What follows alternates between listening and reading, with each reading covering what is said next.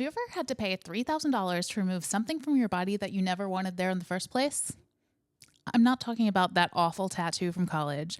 I'm talking about a tiny, stubborn cyst that's basically squatting on my right ovary. It refuses to leave, and somehow it has better tenants' rights than most Los Angeles renters. I mean, we call it a cyst, but really, it was a squatter. And that cyst was standing between us and starting IVF. It actually caused a 3-month delay in our fertility journey and kept stealing our food out of the fridge, even though we had written our names on the Tupperware. Hi, I'm Alex Hooper. And I'm Lauren Tassi, and this is Hopefully Kidding, where today we're talking about how sometimes the path to parenthood involves paying thousands of dollars to remove an unwanted tenant from your ovary. Where we last left off, we had been trying for 6 months to get pregnant naturally. Spoiler alert, it didn't happen. So we have made the call to our fertility clinic that we wanted to resume treatment. Do you remember that? Do you remember making the call? Yeah. I mean, not making the call, but do you remember that? Like, I want to say initial consultation, but it wasn't the initial consultation. It was like the welcome back consultation. Yeah, it was basically like we had like gotten fired from, like, we quit a job triumphantly and we walked out like, fuck you guys, I don't need you anymore. And then we had to come crawling back in like, it didn't work out so well for us out there. I had literally spent the last 6 months being like, I never want to talk to that guy again. I never want to set foot in that place again. We're going to do this on our own. And we just couldn't. I mean, we tried, but for whatever reason, it just wasn't working out. So, yeah, crawled back in with my sperm between my legs. It was a video call. I remember it very clearly. I was expecting him to just be like, all right, well, you got to do IVF. Like, this is what happens next. But he didn't. He gave us options. He said, I don't see any reason why you couldn't do another IUI or two. I had some reasons. I had 2 reasons. Well, it's cheaper and less medically invasive. So it's a reason. It's not something to just discount.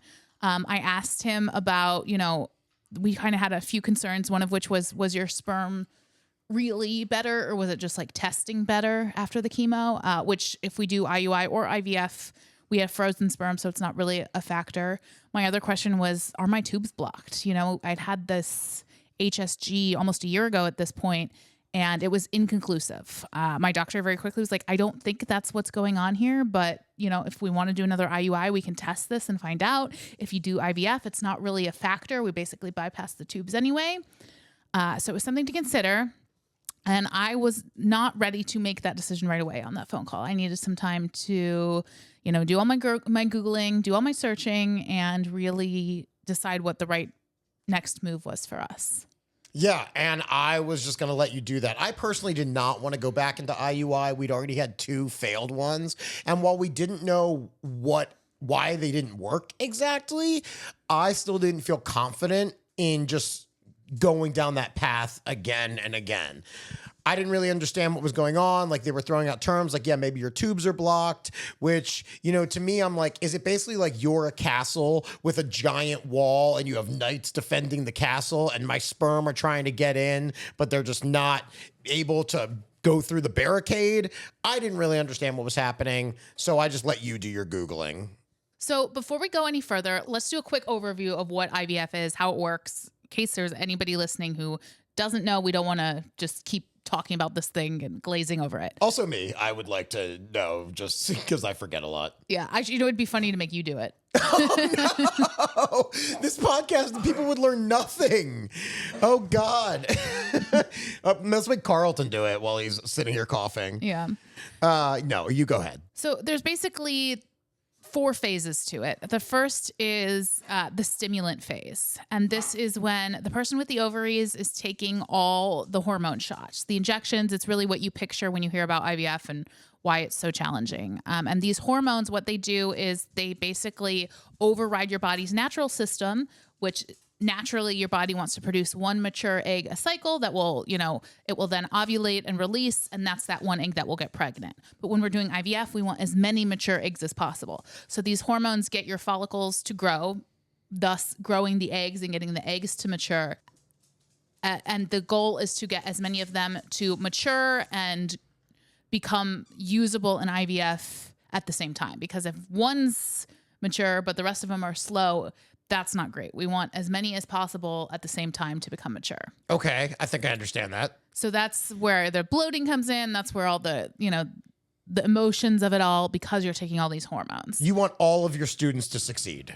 Assuming that's all looking good, you'll go in for your egg retrieval, which is just a very brief surgical procedure where the doctor goes in through the vagina with a needle to pull out the mature follicles, the eggs. Okay, got it. From there, they take the eggs, the ones that are mature, and they fertilize them with the sperm in the lab.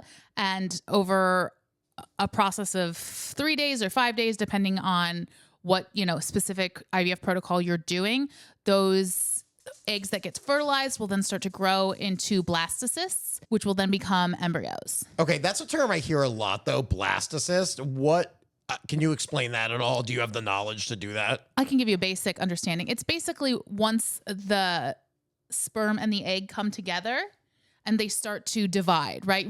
You might remember from like high school biology cell division, right? That's how we grow as humans. It's like our cells divide. That's how life starts, right? It's one sperm and one egg are each one cell each. They come together and that's when they start to grow or divide. So when they're putting the sperm and the egg together to make an embryo, how do they get them to combine? Do you have any idea? So there's different protocols. Some of them will just like put them all in the same petri dish and hope for the best.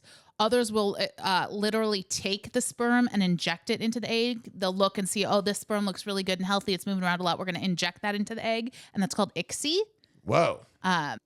So, yeah. Yeah, no, that's incredible, because I like the idea of also putting them all in one dish and be like, have at it, boys. Who gets there first? It's a race to the finish line. Yeah, there's a couple other procedures I don't know enough about to explain them, but that could also aid the sperm in getting into the egg. Okay. So they're assuming you have some blastocysts that grow to day 3 or day 5. Then what happens next is either a frozen or a fresh transfer. A fresh transfer can happen on day 3 or day 5. So you're only a couple days out from your retrieval at that point. And then basically that embryo goes right back in, hoping that the less time it's out, really just, it's a little bit more of a natural process. The other option is a frozen transfer, and this is where you might do this if you wanted to do genetic testing, if you just want to take some time in between your retrieval. Maybe you have multiple retrievals lined up. There's a lot of reasons to do a frozen transfer over a fresh transfer medically. Right. Well, you don't want the eggs to spoil. You leave them out too long, and obviously they're going to start to get a little coagulated, a little chunky. You don't want that. This is jokes. This is not medical information. Oh, no, for the listeners. This is medical advice in case anyone is listening that is specifically referring to me as Dr. Hooper. Yes, this is medical advice. But it's not medical advice. Okay, fine. This is not medical advice. So that's the basic process. Is any follow-up questions? No, not right now. I think I have follicle questions, but not follow-up questions. Awesome. We're then left to make a decision. Do we do IUI? Do we do IVF? Now, with IVF, there's a significant cost increase. Our doctor said anywhere between $15,000 to $30,000, depending on all those different protocol things we just talked about. And that's pretty standard for Los Angeles. There are cheaper places in the country. There's cheaper ways to do it. We'll get to that in a minute. We do not have fertility insurance coverage. I think we've said that. We'll say that again. This is all going to be paid out of pocket. My mom has offered to help us with this if we choose to do IVF. My aunt had died a few months earlier and had left her some money, and she wanted to use that to help us have a baby. So that was very generous of her and definitely a contributing factor in our decision as to what to do next. Yeah, I mean, your aunt was a lovely woman, but she had never had children of her own. And from what your mom told us, it was something that she didn't necessarily regret, but she would have been happy to help fund our journey. Mm-hmm. I use the word journey again. That's like the second time already. Yeah. So I'm just sort of swirling around in my head, weighing all these decisions. How are you doing at this point where we're kind of making a choice to what to do next? I mean, you know me, Mr. Positive, just always trying to look on the bright side of things. That little glimmer of hope just keeps on shining. You've often accused me of having toxic positivity sometimes, but in this specific example, I think I had to just keep believing, and you have to keep believing that things are going to work out, so that I trust that you're doing your research, that this fertility clinic has done this enough times that they are setting us up for success. So I'm just waiting patiently, but also I'm getting a little itchy. I'm getting a little, not just from my eczema or my psoriasis. I'm getting to the point where I'm like ready for this to happen, because the longer we stay in this limbo period, the harder it gets to not get frustrated. Yeah. I think that's fair. And I think it's okay to get frustrated. It definitely is okay to get frustrated. I've punched a few pillows. Now, you were also preparing for something career-wise at this time. Yeah. I was about to make a comedy special, my first official special. I had a couple albums. I have like a documentary special from London, but this was like my first hour-long real special that we were going to film. I was doing it in Bridgeport, Connecticut. A good friend of ours, Mike Furman, had offered to produce and direct it. So I was touring a lot, getting this hour ready to go, just putting all of the bells and whistles in order, getting the ducks in a row, putting the eggs in the uterus, if you will, so we could make this thing happen. And so it's always good to have something else to focus on when you're going through fertility, just because otherwise, as we've learned, you get a little too infatuated and you think too much. It becomes obsessive. It becomes like a detriment to what you're doing because you think about it too much. So it was good that I had that going on.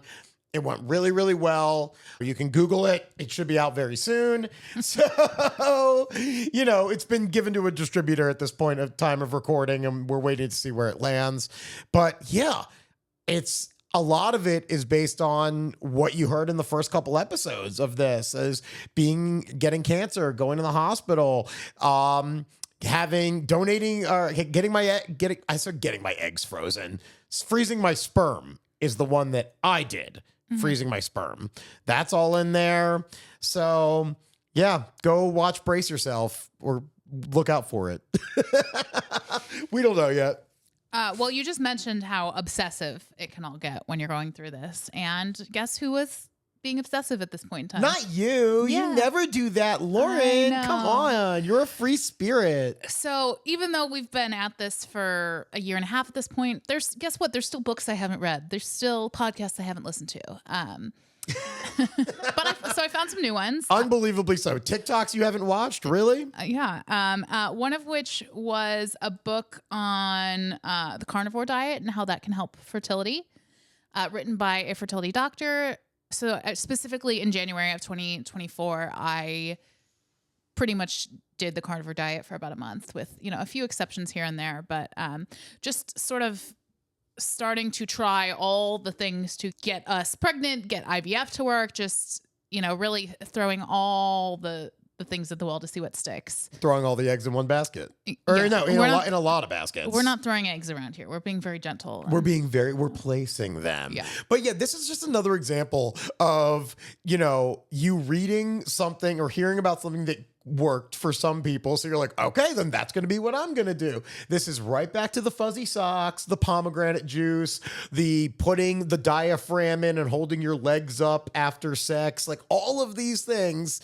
So at this point, you just start eating meat, just T-Rexing nonstop. I don't necessarily recommend this for anyone, but I will say that you don't have to think about a lot of stuff if you're just eating the carnivore diet. You don't really go grocery shopping. I started getting meat delivered, Butcher Box, big fan of them. A very simple way to just sort of be like, okay, do I eat salmon? Do I eat steak? Do I eat chicken? Those are the choices. Well, there's a reason why Albert Einstein just wore the same sweater every single day, is so his brain could go towards other things. If you're eliminating choice out of your meals, then it becomes a lot easier and you can focus on other things. Yeah. I will say I felt great. The bathroom situation, not so great. Challenging. What happens when you eat that much meat? Constipation. Oh, yikes. It's a big change. It's less about eating so much meat, because it's not that I was eating a ton more meat so much as I wasn't eating vegetables and the stuff that kind of pushes the fibrous along. things that you need. And were you drinking coffee at that time, or were you off coffee as well? I'm pretty sure I was off coffee at that time. Oh my gosh. I've been a yo-yo coffee drinker the past couple years. Shoot, you were just backing it up like one of Britney Spears' dancers. Yeah. I knew that was a little bit of a reach. So this book was written by Dr. Kiltz, who has a pretty big presence online. He also runs one of the biggest fertility clinics in the country called CNY, and they're kind of famous for their low-cost fertility treatment. I like that. In comparison to, we were quoted $15,000 to $30,000 for IVF by our doctor here in LA. They have packages that are like $6,000, $8,000. So really a huge difference. There are no clinics near us. The closest one is in Colorado Springs. We're in Los Angeles. So it would require pretty serious travel getting on a plane. But I wanted to talk to them, just, see, we hadn't talked to any other doctors, any other clinics at that point. So we had a consultation with CNY just to sort of get their perspective. I will say I wasn't impressed by the consultation. It was just like a very quick phone call with a nurse practitioner, but they, were basically like, okay, you can go get your lab work done and then we'll, send you medication. It was very quick once we had that consultation. The way it works is you do your monitoring appointments. So the follicle scans, the blood work, you would find a clinic here in Los Angeles to do that. And then we would fly to Colorado for the egg retrieval and then either stay there and do a fresh transfer or come back for a frozen transfer later on.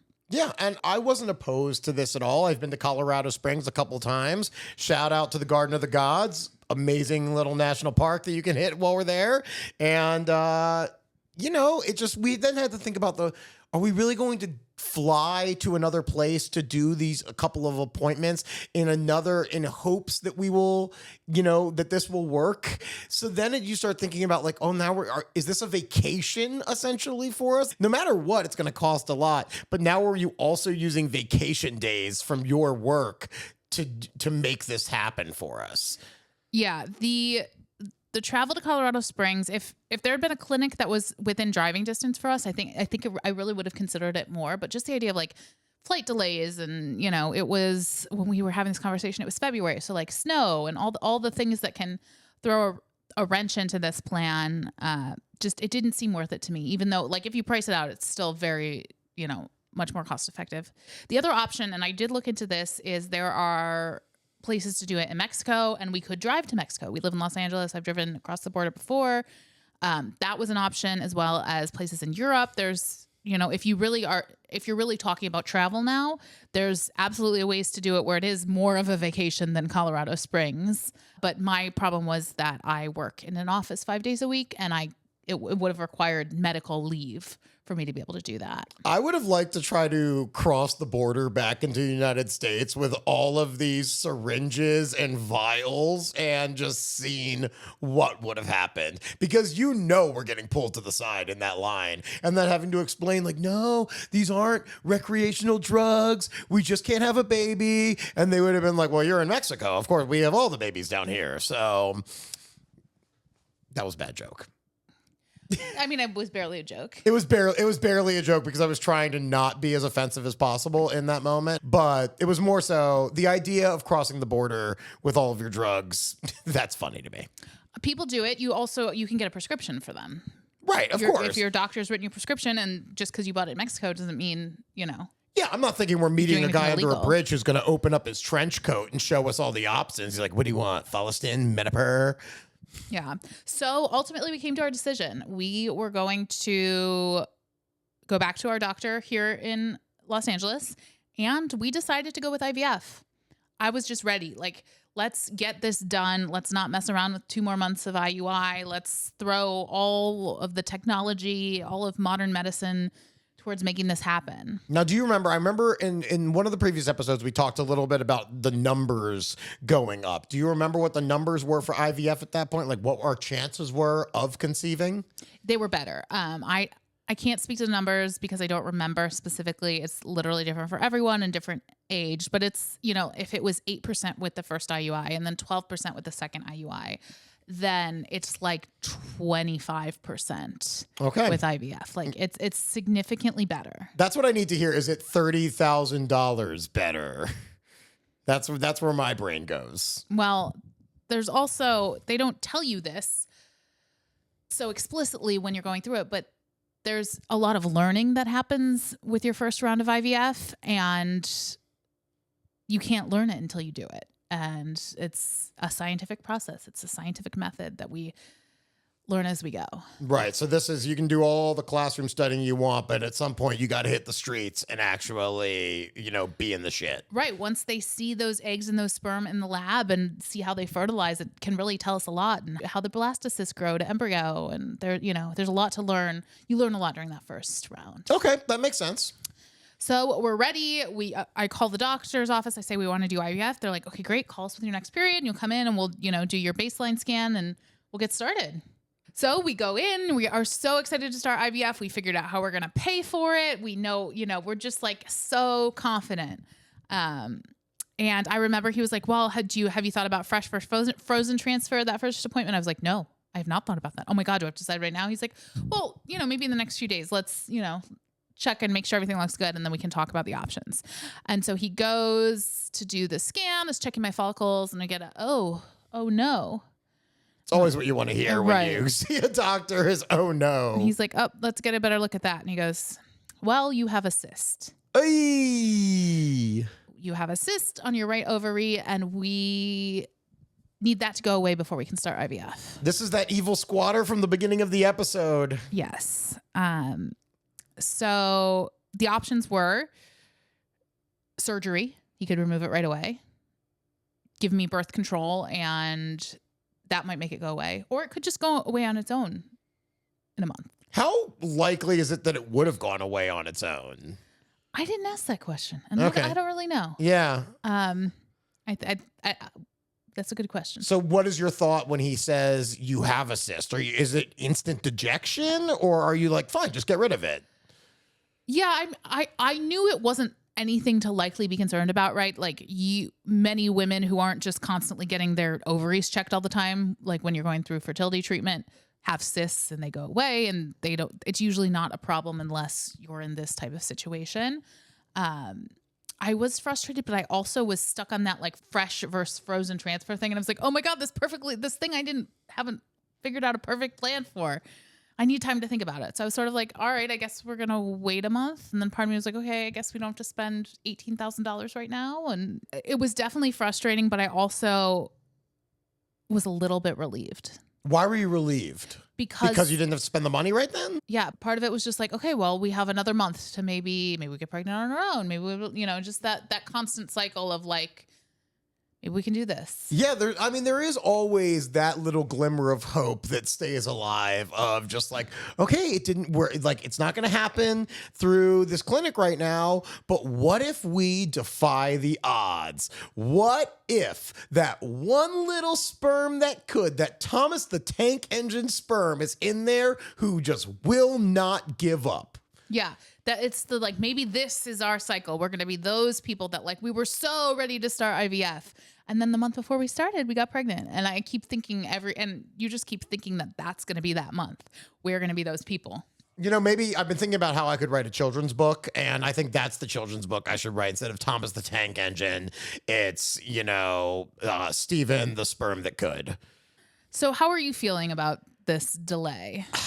Just another fucking thing. It's just like, why is this so difficult? And I've never heard of these problems before, because why would I have heard about these things? Because people that get pregnant don't just go, when you're like, hey, congratulations, I see you're having a baby. They're like, oh, but let me tell you about the cyst that I had to get removed first. That's just not a thing that I knew would ever be a problem, which is so much of this podcast is, oh, I didn't know that could cause issues in our fertility.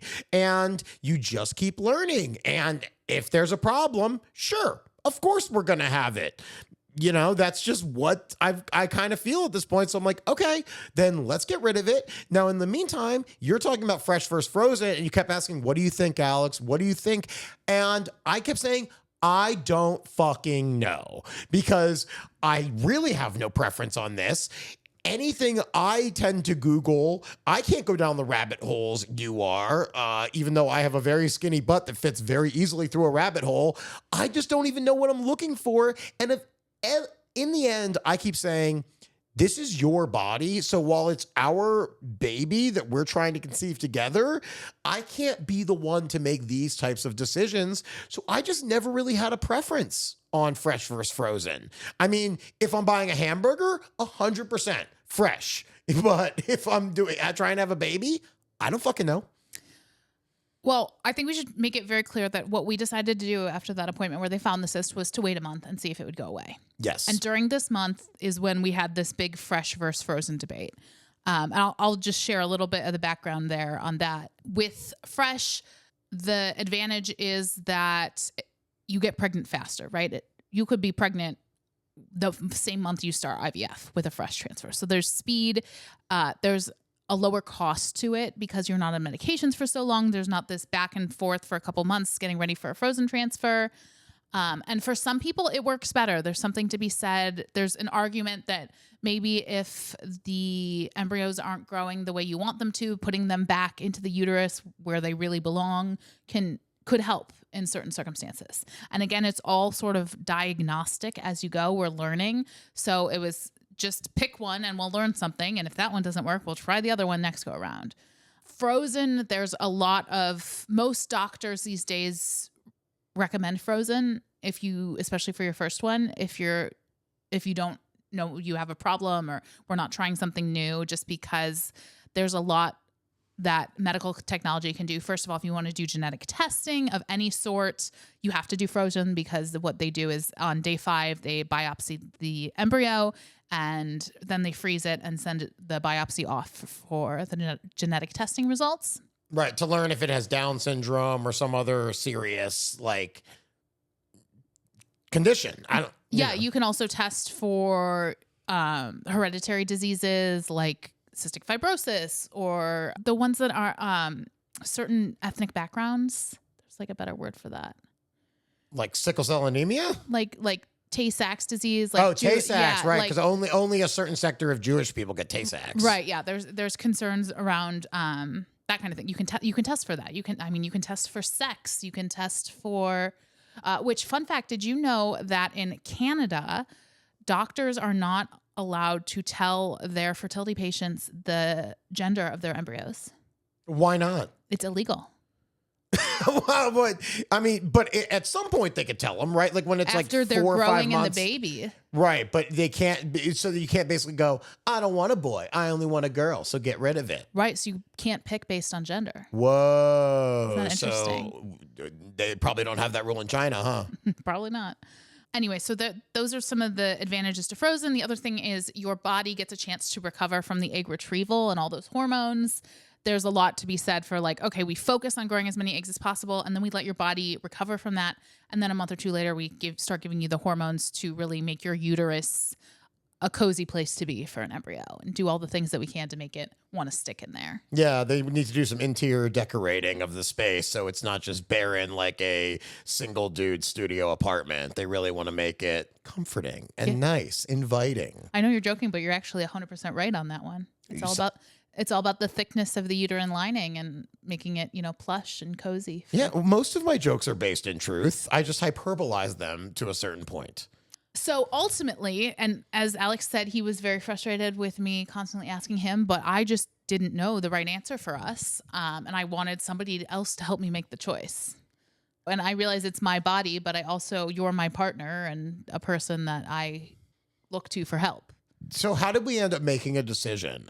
I decided fresh transfer because of the speed and the cost. I was like, we're trying this one time. Again, the part of me that thinks we don't really need fertility treatment goes, let's do the easier version, right? The faster, cheaper, easier version. Yeah, we didn't think we needed it. We just thought this fertility clinic could use $20,000 to $30,000 so that the doctor could, update their car or something like that. We were just being very altruistic in this endeavor to go to this fertility clinic. So ultimately, I'm like, okay, let's do fresh transfer. We go back after a month, and I've been just doing all the visualization to make the cyst go away. We go back, we get another scan, and the cyst is still there. Oh, God. It was so brutal. So he goes, all right, I'm going to put you on birth control for, I don't know, 10 days, 2 weeks, something like that. And then we'll come back and check again. A lot of times this really can solve the problem, make the cyst go away. I'm like, all right, come on. It's very bizarre to be on birth control while you're trying to get pregnant. I think I heard the cyst laugh when it came up through the ultrasound. Like, I think I just saw it turn and go, I'm still here. So I was like, all right, I guess I'll start taking the pill again. So we did that for 10 days or so. We go back and I'm just like, come on, give me a break. Can we just get a win somehow here?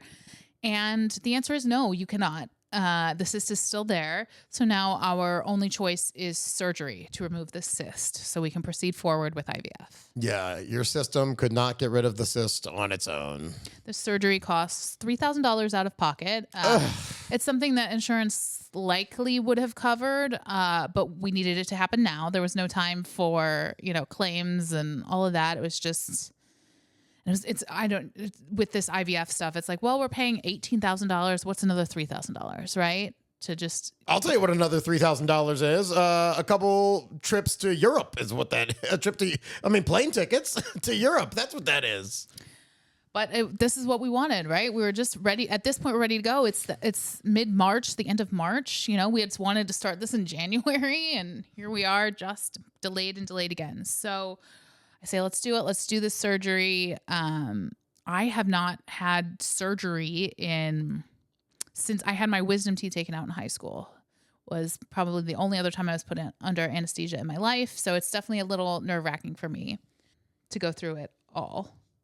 Yeah, it's going as any surgery. There's no such thing as a minor surgery. Like, that's the thing is, like, there are things that can have more complications, but any surgery when you're getting put under is a major surgery because you don't know what's going to happen in there. Yeah.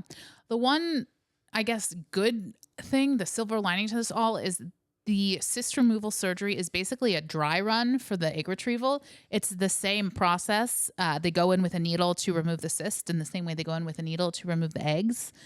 So it did feel good to be like, okay, well, at least I know what I'm getting myself into coming down the line. That's good. Instead of the silver lining, can we call it the uterine lining of all of this? Yeah. Sure. Yeah, the uterine lining of all of this was that now the egg retrieval is not going to feel so invasive or scary because you're already going through, as you call it, a dry run. So I sign all the paperwork, schedule myself for the surgery.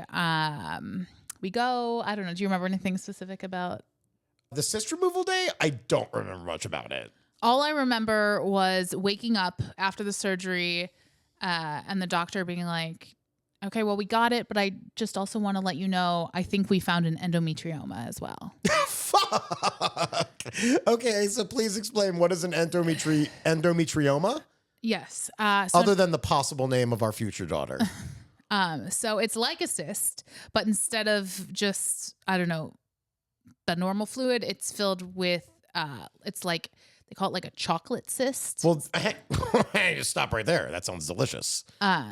It's the same material that endometriosis is made of. It's basically where this like the same stuff that makes up the uterine lining starts to grow in other places in your body.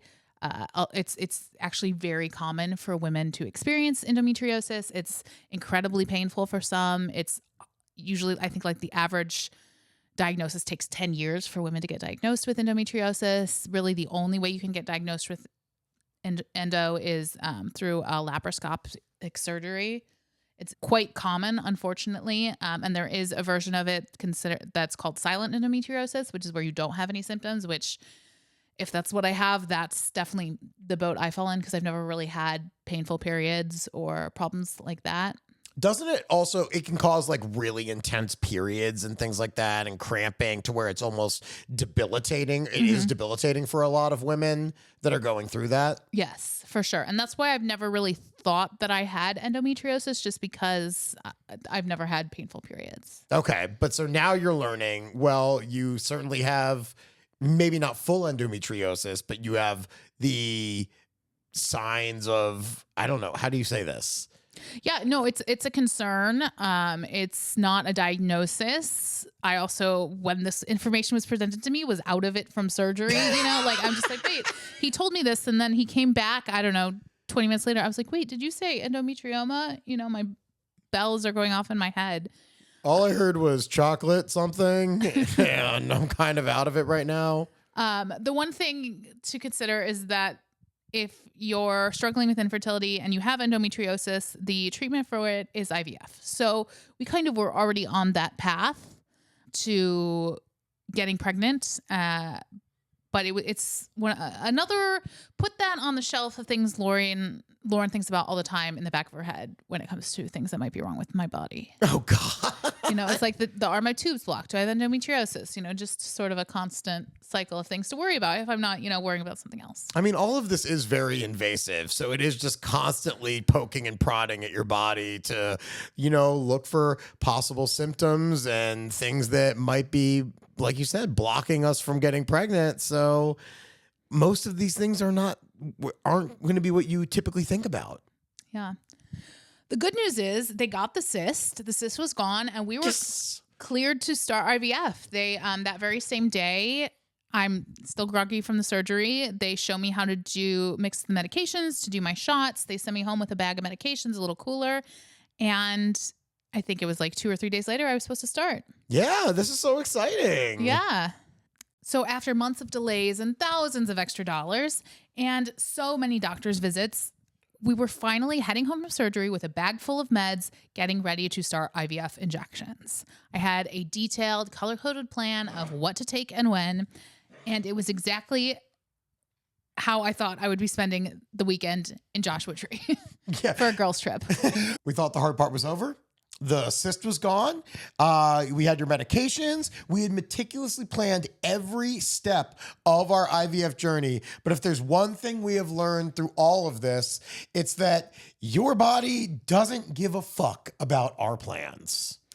So my girlfriends were enjoying Pinot Noir and mushroom gummies and, feeling the desert vibes. I had my little cooler full of Follistim and Menopur and was, sneaking off to the bathroom to give myself injections. That's doing real drugs in Joshua Tree. Yeah, different kind of high, same J Tree spirit. Little did I know, my body was about to throw us a huge curveball that would make mixing medications in a desert bathroom seem like the easy part. And we'll tell you all about that curveball on the next episode of Hopefully Kidding. Now, where is that cyst of ours?